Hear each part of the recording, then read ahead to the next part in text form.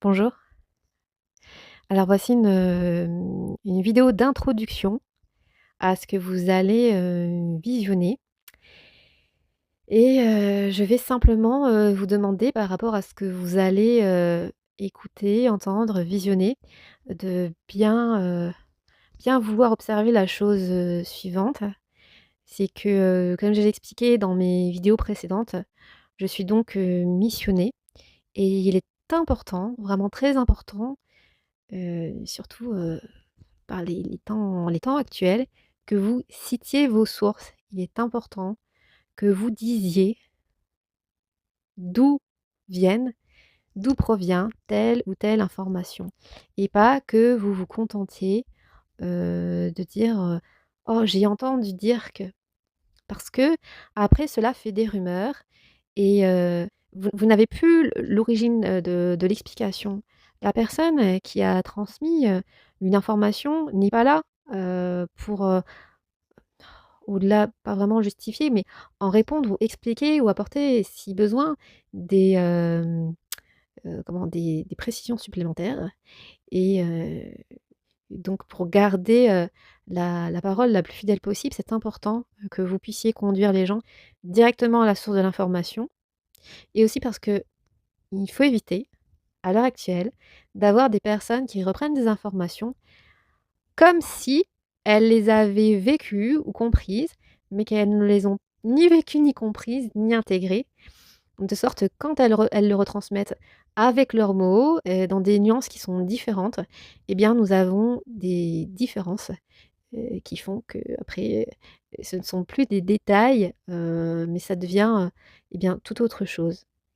Il est aussi vrai que ces informations, même si, elles sont du ressort du divin, pour l'instant en tout cas, eh bien, ces informations, si vous les avez trouvées ici, elles, viennent, à travers moi. Donc, il est important que vous disiez où vous avez trouvé ces informations pour que, heu, tout puisse, rester en concordance par rapport, à ma mission.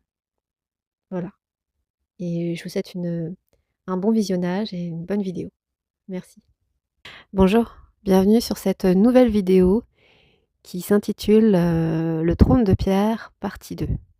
Il y a quelque temps, je vous avais déjà fait une vidéo sur le trône de pierre, donc partie 1 et vous pouvez, la consulter. Je vous invite à la consulter d'ailleurs si, vous ne l'avez pas déjà regardée afin de bien comprendre la thématique et comment, s'articulent et se complètent, ces 2 vidéos. Donc nous voici dans la partie 2 que nous pouvons intituler aussi «La transmission de Pierre» et nous parlons bien, de la transmission de Saint Pierre l'apôtre. Nous sommes aujourd'hui le 18, janvier de l'année 2026, année que vous nommez 2026 et qui me sera très difficile d'appeler 2026, mais fermons la parenthèse et c'est une vidéo que j'avais déjà à l'esprit depuis que j'avais déjà tourné la première partie et j'ai eu dans la nuit du 14 au 15 janvier un échange, sur la question avec Jésus, afin d'être, le plus clair, possible. Je tiens également, aussi à souligner, que les façons, de penser et de concevoir du ciel avec un grand C et donc de Dieu, ne sont pas forcément celles des humains. Elles seront toujours, plus grandes, plus éveillées, plus merveilleuses, que ce que nous avons aujourd'hui l'habitude de penser, de concevoir dans nos façons de le faire. Eh bien parce que l'humanité en est là où elle est aujourd'hui. C'est quelque chose qui, bien évidemment, peut changer, peut évoluer et que tout le monde est invité à faire, bien évidemment. Donc je tiens également à préciser que déjà, la première partie que je vous invite, à regarder pour bien comprendre comment s'articulent ces 2 vidéos et se complètent, je vous invite à ne pas faire d'interprétation par vous-même sur ce que je vais dire. Je vais essayer d'être le plus clair et le plus concis possible et l'énergie divine, l'énergie en Dieu est si grande que, ça ne peut pas, toujours, lui rendre grâce et et fort bien illustrer, ce qui est transmis. Donc n'interprétez pas, et surtout ne cherchez pas forcément un comparatif immédiat avec ce que vous connaissez actuellement sur terre et surtout n'utilisez pas ces vidéos, pour aller, juger ou critiquer inutilement ailleurs, autrui. Voilà. Aujourd'hui, nous allons transmettre des informations qui sont importantes, capitales et véritables, mais qui sont telles qu'elles sont. Et donc elles n'ont pas nécessité et vocation, ni besoin à être, déformées ou même, reformulées. Voilà, c'est important. Donc, revenons à ce que j'ai perçu, déjà au nouvel an, puis ensuite, entre le 14 et 15 janvier. Donc nous avions vu que Pierre avait, reçu, de Jésus bien évidemment, un enseignement, mais également de Dieu, heu, une révélation. Et la révélation que Jésus était bien désigné par Dieu pour, venir enseigner sur terre, d'une façon, tout à fait, spécifique et grande aussi, hein, on peut le dire. Et il y a,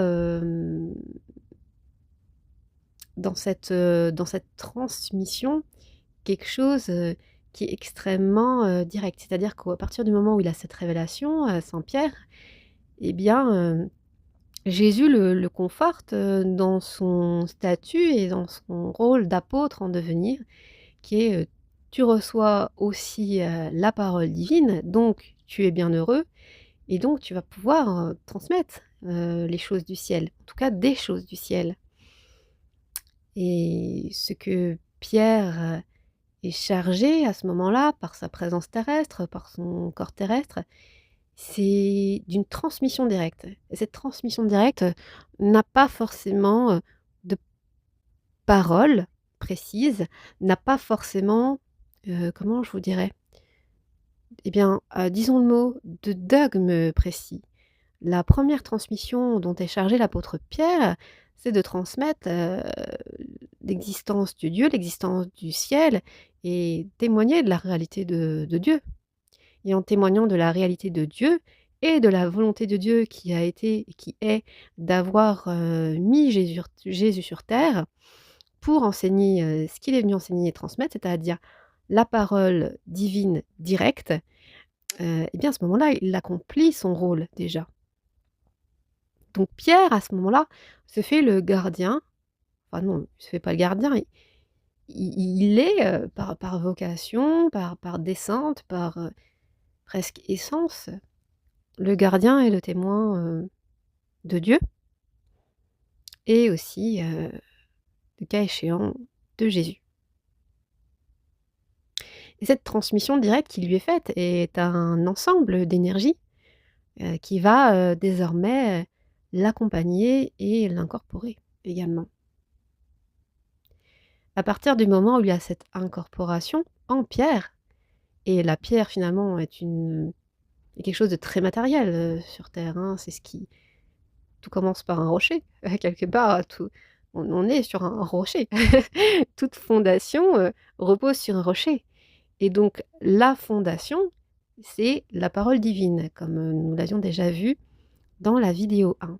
Donc cette transmission directe est en fait un dépôt direct, énergétique de Dieu, de l'essence divine, qui va confier à Pierre et par la confirmation et l'accompagnement aussi, de Jésus à la formation de cette pierre, hein, quelque part. Parce que cette pierre, eh bien, poursuive son rôle. Donc là, il confirme Pierre dans son rôle. Pierre qui s'appelle à la base Simon, je suis allée vérifier, c'était bien ça. Eh bien, c'est un dépôt. Excuse-moi. On peut dire que c'est un dépôt direct. Donc, à partir de ce moment-là, Pierre, ayant conscience de ce qu'il a perçu, est déjà, par essence, un dépôt divin. Et un dépôt, c'est quoi? C'est le ciel prend une sorte de pack énergétique avec un ensemble de vibrations, un ensemble de données, un ensemble de connaissances et d'enseignements, et il les, entre guillemets, télétransfère directement par l'intermédiaire de Pierre. Tout comme ça a été le cas avec Jésus. Et donc, le rôle de Pierre à partir de ce moment-là, eh bien, ça va être de témoigner, ça va être de dire, et ça va être aussi de faire. Et donc, faire par ses actes, par son alignement. Son essence devient agissante, se faisant le relais de l'essence et de la volonté divine. La transmission, l'héritage, le trône de Pierre, la descente de Dieu sur terre est effective à partir de ce moment-là, par aussi l'intermédiaire, le co-accompagnement, l'accompagnement de Jésus. Et là, donc, de quoi on parle? On parle de légitimité de Jésus à enseigner. On parle de légitimité de Jésus, c'est-à-dire en tant que témoin et personne désignée par Dieu. Et c'est ça, en fait, le dépôt de Pierre, l'héritage de Pierre. Simplement ça, mais qui est le fondement d'absolument tout. Est-il donc question, à partir de ce moment-là, d'un dogme précis? Pas du tout.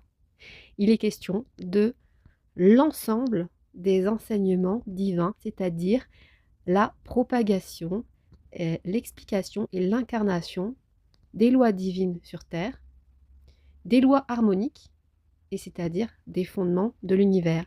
Et quand on dit fondement de l'univers, finalement on parle de quoi? On parle de création, c'est-à-dire sur quoi repose l'univers, sur quoi repose la création, même la création dans son aspect matériel, puisque donc elle a un côté qui pour nous est immatériel et invisible, et un côté matériel. Et à ce moment-là, par ces intermédiaires-là, eh bien les deux descendent. Donc dans cet échange entre Jésus et Pierre, nous avons quelque part l'institution de Pierre dans son rôle sur Terre, par la transmission et la validation de Dieu et de Jésus. Et puis aussi quelque part de lui-même. Il a son axe, sa mission, son axe d'incarnation. Donc, qu'est-ce qui est transmis à ce moment-là? On y revient. Est-ce un dogme? Est-ce un statut?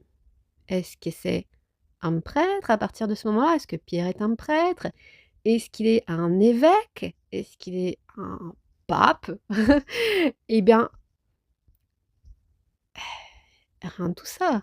Il est un témoin pur, un témoin direct de la parole vivante, et il se fait le répéteur, le répétiteur de la parole vivante par transfert, par télétransfert immédiat, comme l'est déjà Jésus, en très très grande proportion et intensité. Pierre va intégrer au fur et à mesure les enseignements et commencer à se purifier et dissoudre aussi ses limites personnelles. Donc une fois que Pierre part en mission, même seul, eh bien sa mission était déjà là avant, dans l'accompagnement de Jésus, dans son intégration auprès de Jésus, déjà de son vivant, et ensuite ça se poursuit. Donc après Pierre fait son chemin, il va là où il doit aller et potentiellement là aussi où la providence va le conduire et va l'emmener. Il trouve que finalement ça sera à Rome. Donc le dépôt de Pierre principalement, c'est partout là où il est passé, mais c'est également eh bien, à Rome, puisque je crois bien qu'il est décédé là-bas. Ce qui va se passer également, c'est que à ce moment-là, Pierre ancre dans la matière l'ensemble de ce qui lui a été transmis. Mais à aucun moment, de ce que pour l'instant je vois, il n'est question d'un statut spécifiques. Les statuts spécifiques existaient déjà, et bien, dans l'Antiquité, avant, les intermédiaires, les gardiens, des zones et des lieux sacrés étaient nommés des prêtres. Mais c'est un rôle que cela, c'est un rôle qui est institué entre les hommes pour garder des lieux. Et un prêtre peut très bien recevoir la parole divine et à ce moment-là être un télétransmetteur direct, espérons-le direct, de la parole divine, mais pas nécessairement.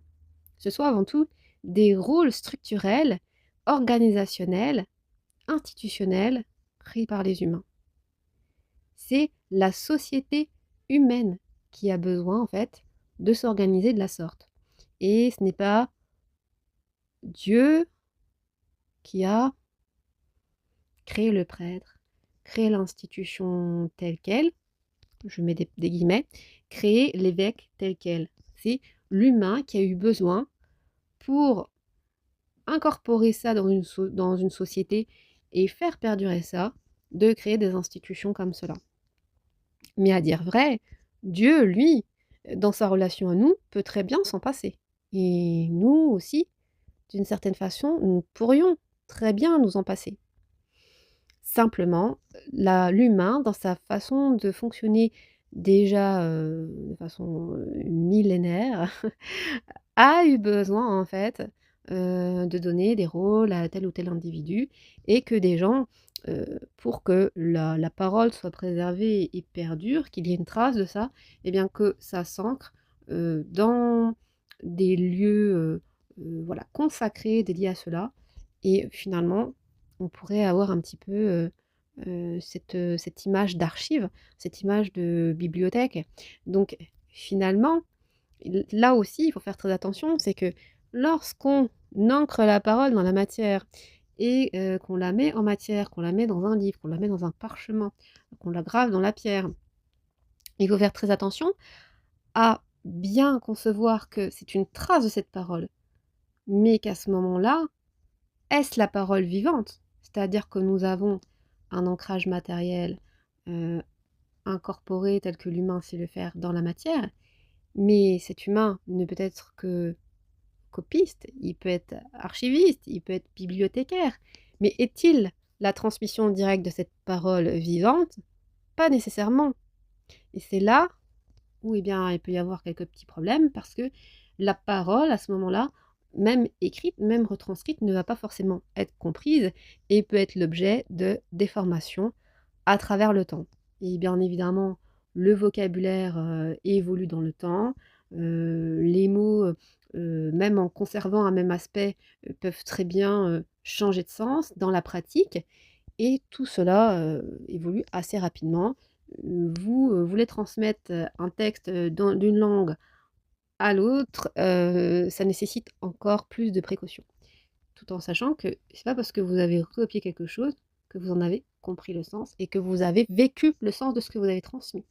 Parce qu'il faut savoir que dans le ciel, eh bien, ce sont des vibrations qui sont extrêmement riches en sensations, en sens, infiniment plus riches. C'est-à-dire que notre communication, nous avons l'habitude de dire que lorsque nous échangeons entre deux personnes, nous perdons 80 à 90% de ce qui se passe dans la communication.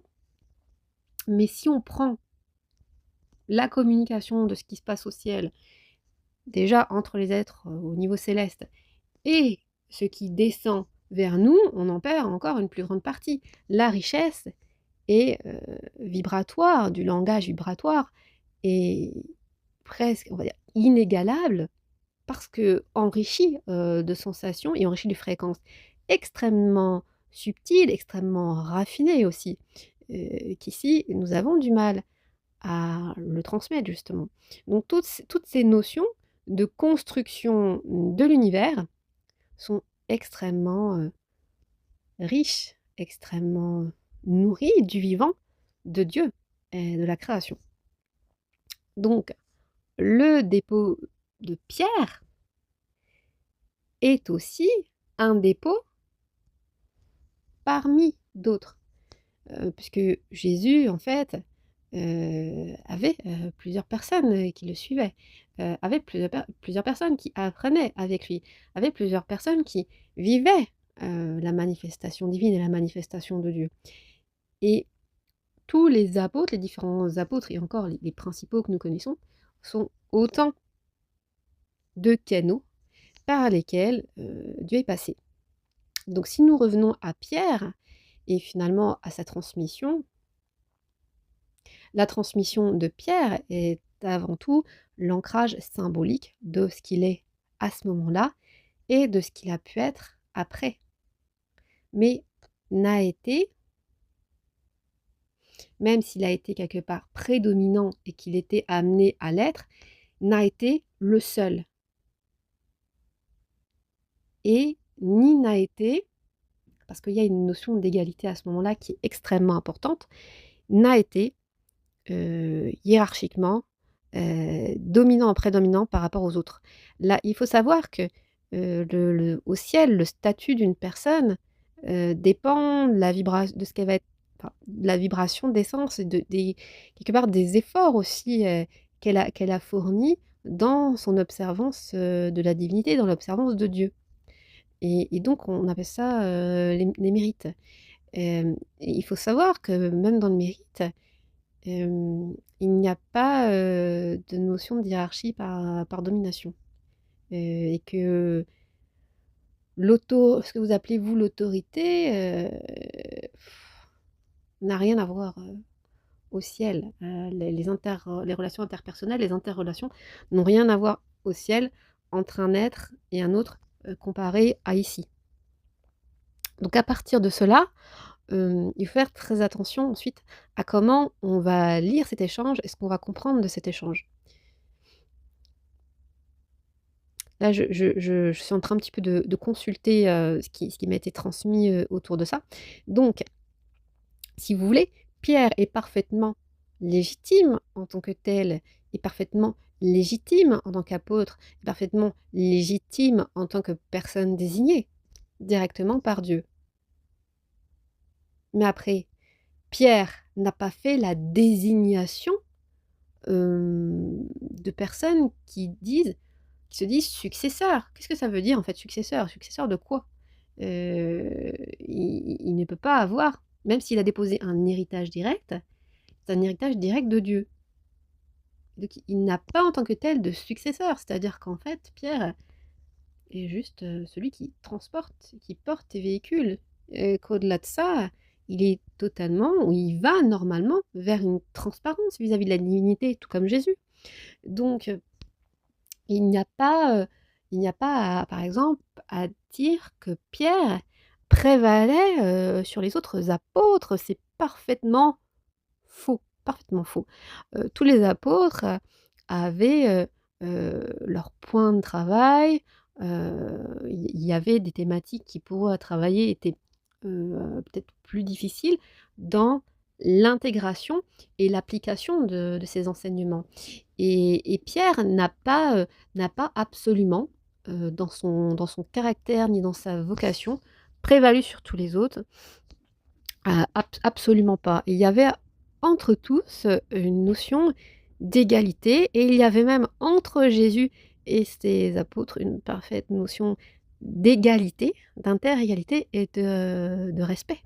Et il y avait comme ça dans l'essence, un ajustement qui, se faisait. Ça c'est une fréquence qui est extrêmement importante. Hem Et c'est pour ça que on peut pas dire que, par exemple, Pierre, en tant que, «chrétien», entre guillemets «chrétien», est le premier prêtre ou le premier évêque, de Rome. Je crois que j'ai lu ça quelque part. Là, on parle d'une autorité humaine. On ne parle pas d'une autorité, divine, ni d'une, instauration divine. La chose qui s'articule à ce moment-là et qui devient un peu plus, je dirais, compliquée à expliquer, où il faut beaucoup de vigilance, c'est qu'à un moment donné, eh bien voilà, il y a des hommes qui se sont dit: «Oui, effectivement, il faut que nous conservions ces enseignements, il faut que nous en fassions la transmission et donc le relais». Donc à ce moment-là, vous avez des personnes qui déjà étaient autour de Pierre, qui ont appris de Pierre, et d'autres ont appris de ceux qui ont appris de Pierre, et cetera. Mais qu'à ce moment-là, il faut être très vigilant parce que la source même de la transmission, l'héritage, le dépôt divin peut se perdre si dans ces personnes-là, vous n'avez pas quelqu'un, à qui Dieu a télétransmis, au sens strict du terme, quelque chose. Peut-être parce que ça a été possible pour certains et pas pour d'autres. Qu'est-ce qui est resté de ces personnes-là? Et quelles sont les autres personnes qui sont intervenues? Puisque plusieurs personnes commencent du coup à venir autour de cet axe, de transmission et de construction de pierre. Donc, quand on dit que Pierre transmet le trône divin, bah, ah, c'est juste, quelque part, c'est juste. Comme d'autres apôtres ont pu le faire. Hem, Pourquoi a-t-on axé ou focalisé sur Pierre? Eh ben, c'est peut-être au regard, de ses axes, c'est au regard du fait qu'il ait peut-être, été plus connu, qu'il ait plus d'impact public à l'époque par ses actes. Peut-être que les autres ont été plus discrets, mais peut-être que les autres aussi, on n'en a pas, la trace aussi. Ça, c'est très, très important à préciser. Donc oui, Pierre a fait un dépôt, mais après, il faut savoir que un prêtre, c'est déjà une constitution qui est antérieure chez les hommes. Donc en fait, on a repris ce qu'on, connaissait déjà parce qu'il fallait le nommer et qu'ensuite les rôles humains, se sont posés. Si ceux qui se greffent autour de cet axe disent: «Eh bien nous, nous faisons, heu, transmission, entre guillemets "témoins", de ces enseignements écrits-là, témoins plus ou moins directs, par rapport à Dieu, je parle. Et bien, et puis c'est nous qui disons: "Nous allons transmettre tel quel". Dans ce cas, il y a une volonté prononcée et affichée de ces personnes de transmettre ce qui est originel, de le respecter, de dire: «Nous avons entendu, nous avons écouté la parole de Dieu à cet endroit. Nous avons bien écouté, entendu que Jésus était légitime, qu'il a transmis l'essentiel ou tout l'essentiel et le plus important de ce qu'il y avait à savoir, ce qui était vital, la volonté divine, et cetera, et cetera». Alors, à ce moment-là, dans cette action-là, dans cette volonté-là, dans cet effort-là, les personnes, quelque part, sont légitimes à veiller, transmettre, faire perdurer le temps ce socle de connaissances et de témoignages-là. Donc, oui, à ce moment-là, c'est tout à fait raccord. Mais après, ils n'ont pas, comment dire? Nécessité ou même ni forcément autorité à dire: «Nous avons plus d'autorité par rapport à d'autres. Nous sommes les préférés». Alors là, déjà vous voyez qu'il y a une 1re rupture. Il y a une sorte d'introduction, duale, il y a une forme de découpe parce que vous ne pouvez pas dire: «Je suis légitime par la grâce de Dieu», si la grâce de Dieu, de façon directe, vous-même en tant qu'individu, eh ben, vous ne l'avez pas reçue et quand bien même, vous l'auriez reçue, croyez-moi que la personne qui reçoit, Dieu, en lui, qui reçoit la parole de Dieu, qui reçoit le témoignage de Dieu, qui reçoit, par exemple, par comme on dit, l'Esprit Saint, ça va pas être une personne qui va se permettre des choses. Elle est là pour être le réceptacle de Dieu. Elle va pas se permettre grand-chose, en fait. Elle va pas, forcément dire: «Eh ben, ici, Dieu fait loi», alors qu'en fait, elle parle d'elle. Vous voyez? Il faut être extrêmement vigilant par rapport à ça et là, on va faire une parenthèse par rapport à tout ce qui est royauté, dite de droit divin. Voilà. Combien combien de rois, d'empereurs, de tout ce que vous voulez, eh bien voilà, se sont dit: «Bah, moi je le suis de droit divin». Comme ça, Comme ça c'est fait, hein, c'est tout vu. Alors qu'en fait, il n'en est rien. Ces personnes n'ont pas nécessairement reçu, une quelconque demande, ni, statut, ni légitimité à parler, et à agir en Dieu, au nom de Dieu, dans la prolongation des volontés divines parce que, eh bien, Dieu ne leur a pas demandé, tout simplement, hein. Donc aujourd'hui, il me semble bien, que l'Église catholique se dit, descendante de Pierre, héritière de Pierre et donc prévaudrait. La seule chose qui prévaut au sein d'une église, je dirais, qui a reconnaissance aux yeux de Dieu, c'est la volonté de respecter sa volonté et sa parole et ses enseignements. Encore faut-il les avoir parfaitement intégrés, compris, et pour les avoir parfaitement intégrés et compris, il faut les vivre. Ce en quoi il y a eu à travers le temps, à travers l'Église catholique, des choses qui sont justes, des choses qui sont vraies et des choses qui sont légitimes, puisque c'est sa volonté, c'est son souhait avoué aux yeux de tous d'être légitime. Mais a-t-elle été légitime dans tout ce qu'elle a acté? Est-ce que tous ces actes ont été de la volonté divine? Eh bien, si nous prenons l'ensemble de ces actes, nous pouvons voir qu'à travers les individus qui étaient au sein de cette institution, eh bien, ce n'était pas le cas. Et elle ne peut pas se revendiquer ipso facto comme étant l'instrument absolu de la volonté divine si à chaque acte, chaque seconde de sa vie et de son mandat, il n'y a pas eu institution de la part de Dieu, il n'y a pas eu révélation divine, il n'y a pas eu parole avec un grand P. Vous voyez que du coup, c'est une énorme, on va dire, responsabilité et que au sein d'une organisation qui est humaine, eh bien, il faut bien voir qu'il y a beaucoup de choses qui ont été apportées et qui sont du ressort de l'organisation humaine, hein. Et je vais m'arrêter là pour cette vidéo, parce qu'après, si je rentre dans le détail, il va falloir que, bien je parle, heu, plus dans le détail de beaucoup de sujets et que ça peut être vraiment très long. Donc je vais pas partir dans toutes les directions et pour l'instant, on va rester sur ce qu'est réellement la transmission de pierre. Donc là, cette vidéo, je pense, y répond assez clairement et si nécessaire, je verrai, si je suis amenée à ça, eh bien, nous reviendrons sur d'autres aspects de cette transmission, le rôle peut-être que prend le rôle, tout court de l'Église catholique, voilà, sans quoi elle est légitime de souhaiter transmettre la volonté divine de la façon la plus directe possible, mais qu'elle n'a pas,